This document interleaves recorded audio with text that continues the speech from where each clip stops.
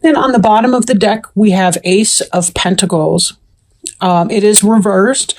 Now, in the upright, the Ace of Pentacles can be about health, wealth, financial success, the beginnings of a new financial enterprise, like a business, being an entrepreneur, setting forth something new.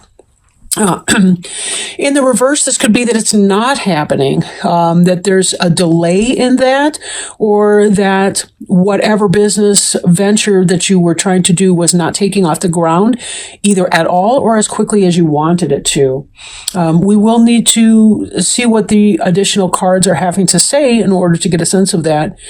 But yeah, let's take a look at those others and see if we can kind of relate those back to the Ace of Pentacles. This card here represents the Emperor.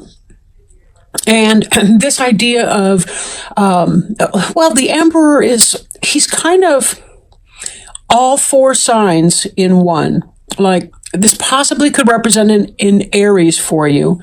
Definitely he's got the Mars energy going on. But he is the ideal husband, father, person with the kingdom, with the empire for that matter. But he's kind of the king of all the suits combined, in a sense. Like, he's passionate and can manifest. He can do the detail work that the earth signs can do. He's intuitive, kind of goes with his gut, like a water sign, like a cups person would, the king of cups. And he's also the person who is logical, quick-witted. He owns his own business. He's an entrepreneur. He's got it going on. Married, family, that sort of person.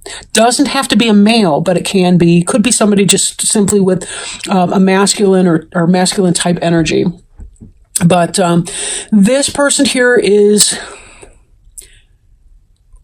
really successful at making things happen. You'll notice that he's wearing a suit of armor, and that's readiness to go into battle, because he knows that it's one thing to pray for peace. It's another thing. Sometimes you have to set your limits and boundaries, and you do have to be willing to back up those boundaries with action. That's not to say that he's a violent person, but it does mean that he knows sometimes you have to be willing to defend what you believe in. Now, this card here is the karma card. So there's a sense of putting forward either good or bad karma and hoping to reap the benefit of that. Sometimes it doesn't always work out that way, though. And when I'm thinking about this Ace of Pentacles, if the Emperor's thinking, I want to create a new business venture, this Ace of Pentacles doesn't necessarily mean that any failure to launch a new business venture or project, it's not necessarily because he's done something wrong and is being punished in a karmic way. It could simply be that it's not in his best interest, or that it's not, the divine timing isn't even right of whatever this event. For this, we see the Death card, but in the reverse.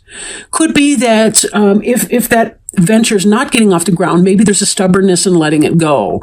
Maybe you don't want to give up on the hope or the idea that whatever your idea will be, that whatever your project is will manifest, right?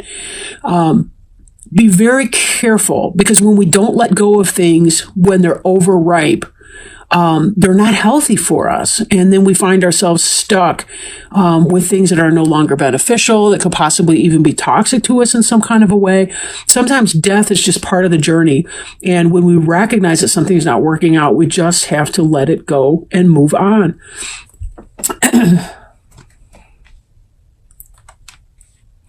Now, in your day-to-day, again, we see a pentacle in reverse. The Page of Pentacles is holding up this big coin.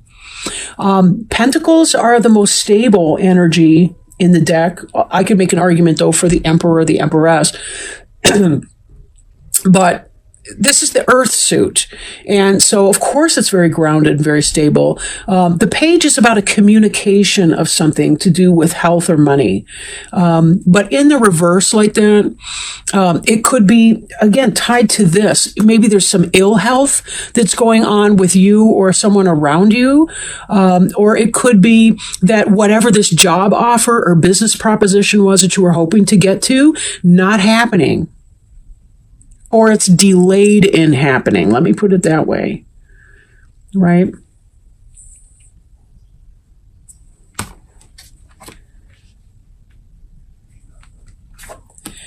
Woo, excuse me. With the star card, there's a sense of wishing on a star. There's a sense of hoping and following divine guidance and being guided in all that you do. Now, the star can represent an Aquarius. I hope it's obvious to you why. But it doesn't have to be. It could simply be, following your star, learning how to follow your essence into something that is really beautiful, something that you can manifest, right? Something that you can manifest. And there's some kind of delay here we see, but in this, it's like you're still hoping, that something will come in. Now, this is about waiting for something that's coming. This is, it's a harvest card, right? Having the faith, even though it seems like there's something going on here, there's a belief and a hope and a faith. You're waiting for these things here to ripen on the vine.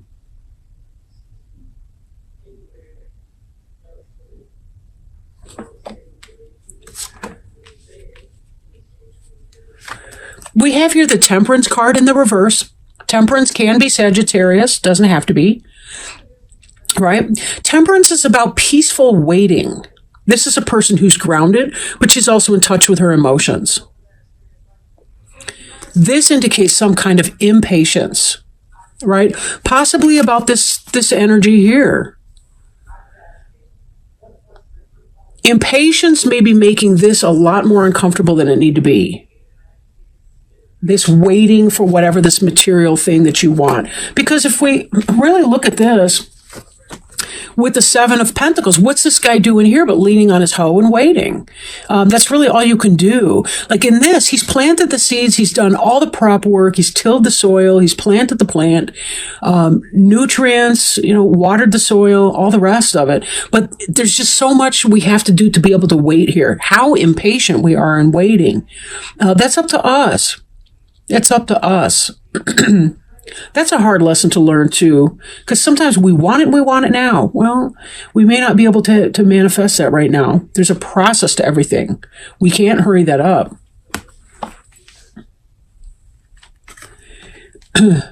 This Ace of Wands, in the upright, this is about passion converted into action. Right? Having an idea that you feel passionate about and turning it into action. This can be sexual passion. This can be trying to manifest a business or some kind of I don't know, it could be your Etsy site or whatever it is that you're trying to do, right? Now, in the reverse, this can indicate a delay or that you're struggling to get it off the ground. And do I have to even say it? It ties back with this. There's a delay or a difficulty in getting this project off the ground. Doesn't mean it won't happen because you do have this. This harvest looks like something's going to go on unless there's a killing frost or an external force that happens to that, which we don't really know. In fact, I can't really get a sense of that from this reading, whether or not that's the case. This Queen of Swords here, air sign, Gemini, such as yourself, or Libra, Aquarius person. She's kind of guarded. She's got the come here, stay kind of thing going on, like her sword's raised. And her hand is open, but it's like, yeah, come here, but not too close, right? She's an intellectual, a very smart, wise, cunning individual. She knows when to cut something out and when to move on with it. So this could be part of it. You're waiting for this to come in, but if it doesn't, you may be willing to just walk away from that. If your project doesn't come to be, you may be able to accept that. If this Queen of Swords is you, If not, could be somebody near you or in your environment, a fellow air sign, somebody like that.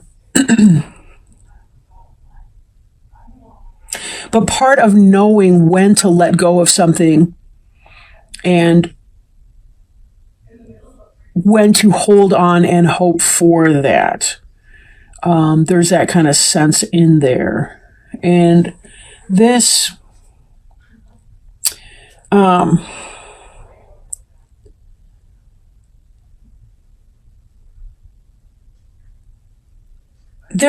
me pull a clarifying card here. I kind of want more information, honestly, about the Queen of Swords.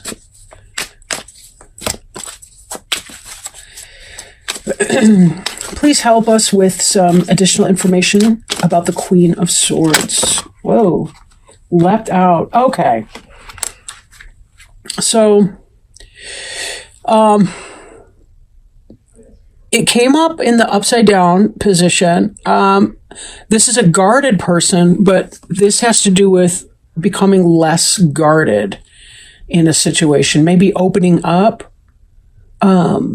Maybe opening up to somebody, being more connected with, I guess, being okay.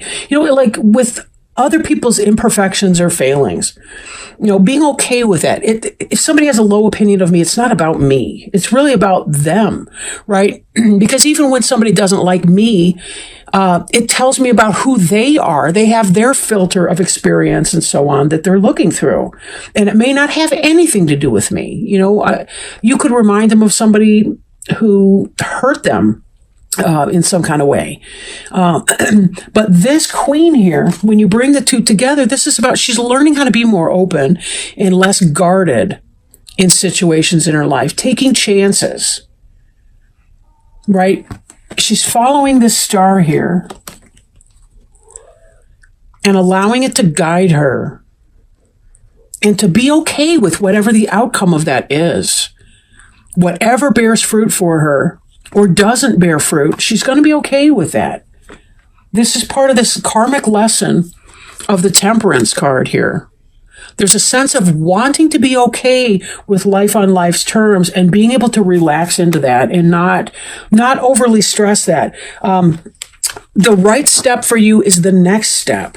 There's no other step out there that's in the right order that's going to work out for you, except for that. So it's, something really to bear in mind there. You can only do the next step. Now, I am shuffling a card for you. It is from the Sacred Traveler deck. I do want to show you the box because it's really pretty. And my friend just got back from Arizona on vacation and bought this deck for me while there. And how cool is that? Unbeknownst to my friend, this was on my Amazon wish list. But beautiful cards, and I really, really like working with it. Just in the few readings that I've done, it seems to go hand in glove here with the Witch's Tarot deck, which is awesome as far as Oracle support cards. So let's see if maybe Spirit can help us, please, with some guidance, help, wisdom, next steps, best options for Gemini. Okay, rejuvenating rain. Clear the past, heal the present. Physical and emotional healing is occurring. There's a cleansing and clearing of old emotional wounds, and even a release of past life limitations is happening. All is forgiven. Absolve yourself. Forgive others their transgressions against you. It's time to let it all go. The Sacred Traveler wants you to know, in order for new growth to occur, the old must be cleared away. This card indicates a time of clearing out what doesn't serve and support you. It can also indicate clutter clearing. If you don't love it or use it, most likely it's clutter. Physical clutter can be indicative of emotional clutter. It's time to release it and allow the cleansing metaphoric energy of the rain to purify and cleanse you in the deepest way. This is also a great time to go on a cleansing fast to clear out your body, while old emotions and challenges are clearing out your energy field. Use water for cleansing your energy field. Stand in a cold shower. Swim in the sea. Run in the rain. Just to add a little onto that, I was also advised by a spiritual healer, a light worker, to use sea salt. To use sea salt in cleansing my aura, especially from residue from other individuals, their energy that might kind of pick up on us as we're doing our work throughout the day. So that might be another option. But that's really so beautiful. And